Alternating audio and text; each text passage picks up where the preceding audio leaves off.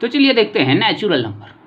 इसके बारे में आप पहले भी जानते थे, इसका सेकंड नाम है काउंटिंग नंबर।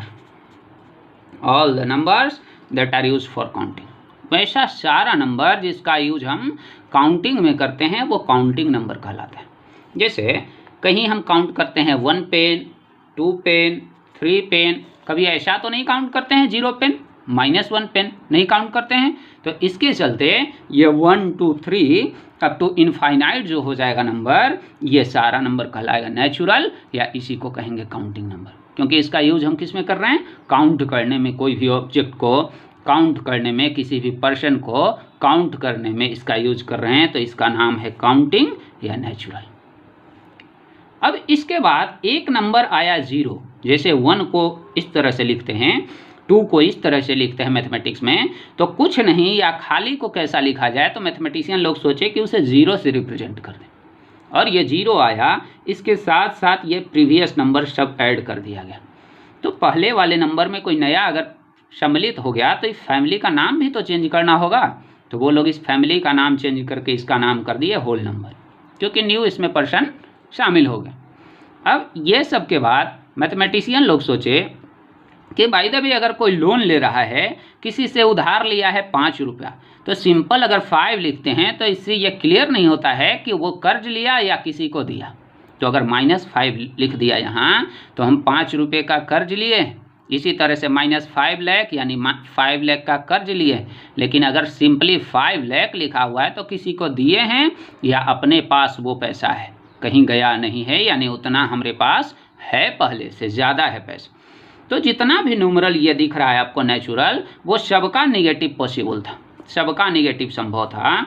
तो ये सबका निगेटिव 0 और 1 2 3 ये सारा नंबर मिला देंगे तो जो नया जो फैमिली बना नंबर सिस्टम का, वो बन गया इंटीजर का फैमिली। जो नया फैमिली उसका नाम क्या पड़ गया? इंटीजर।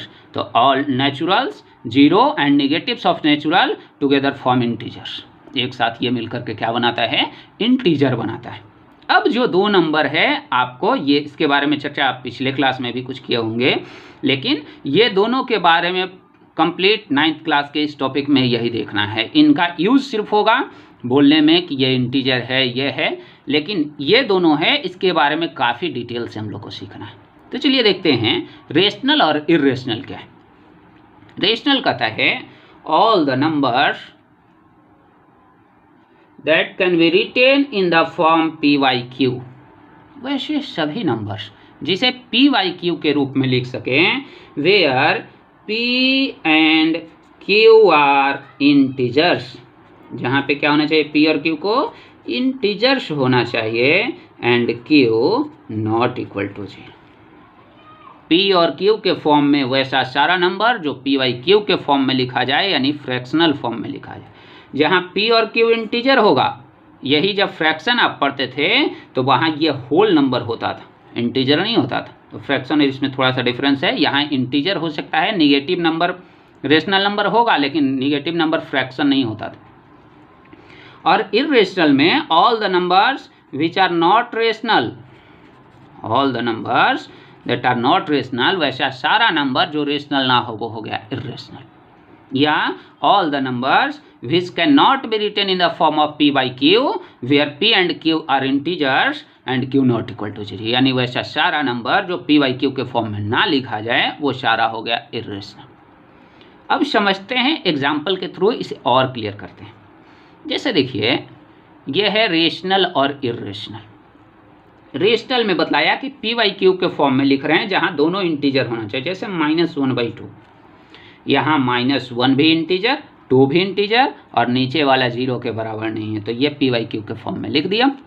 इसी तरह से आप 2/5, 1/3, ये सारा जो नंबर है इस तरह से जो फ्रैक्शन के फॉर्म में लिख रहे हैं, यह सारा रेशनल।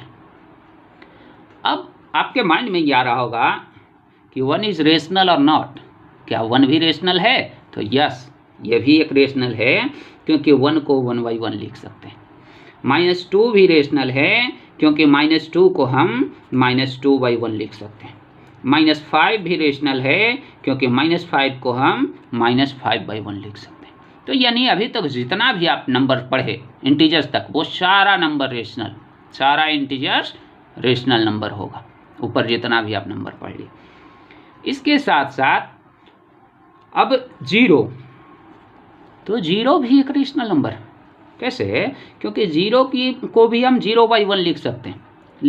कहने का मतलब कि कुछ भी ऐसे ही नहीं लिखेंगे ताकि रिजल्ट पे इम्पैक्ट ना डाले, इक्वल हो। जैसे 1 से अगर डिवाइड कर रहे हैं तो रिजल्ट पे कोई इम्पैक्ट नहीं पड़ रहा है, रिजल्ट सेम हो रहा है, तो वो ऐसा हम लिख सकते हैं। तो यह हो गया रेशनल।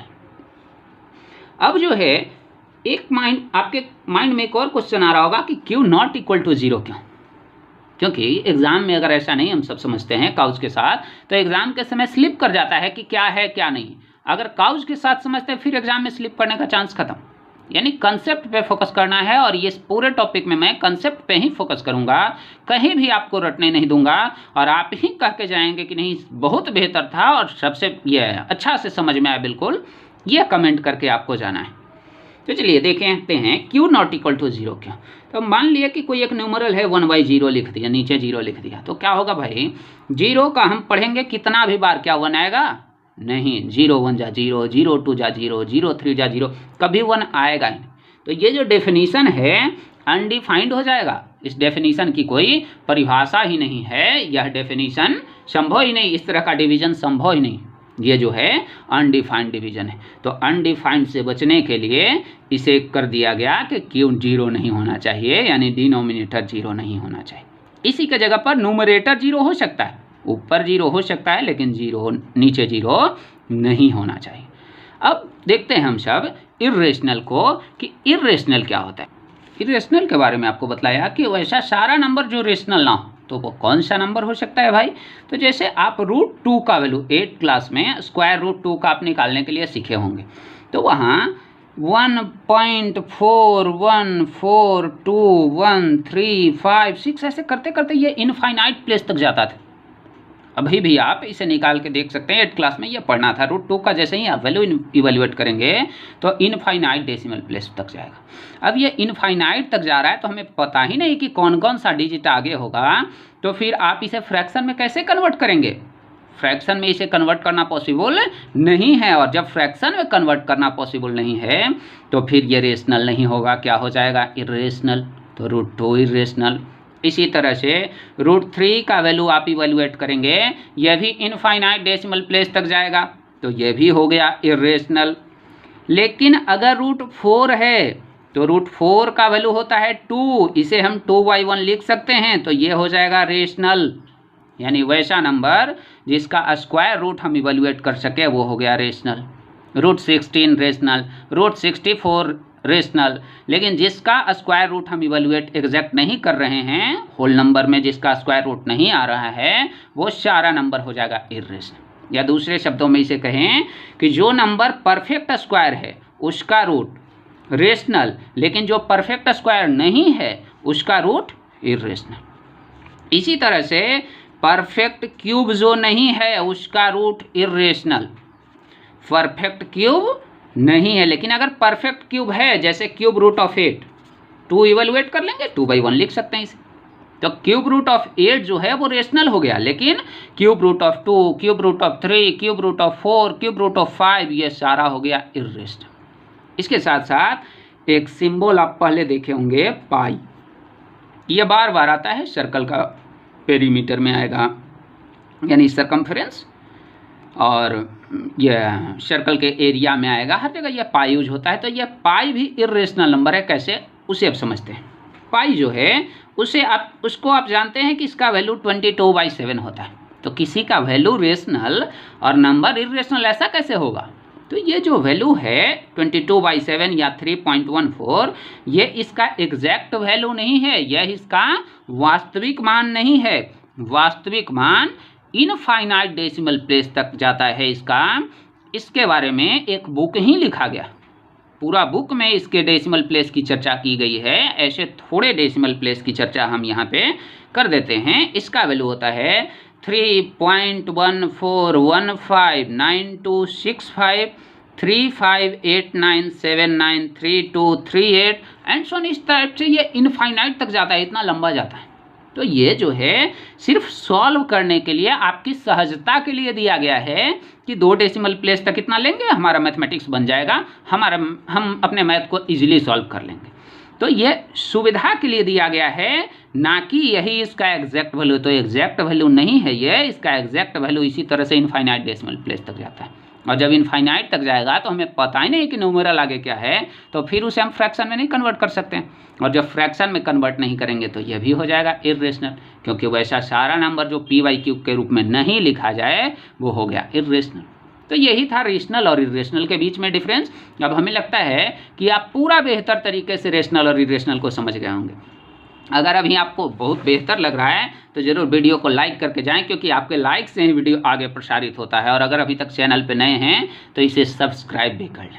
चलिए अब देखते हैं अगला नंबर, रियल नंबर। तो रियल नंबर के बारे में कहता है rational plus irrational together form real, यानी जितना भी अभी तक आप पढ़े वो सारा नंबर रियल नंबर के अंतर्गत आता है।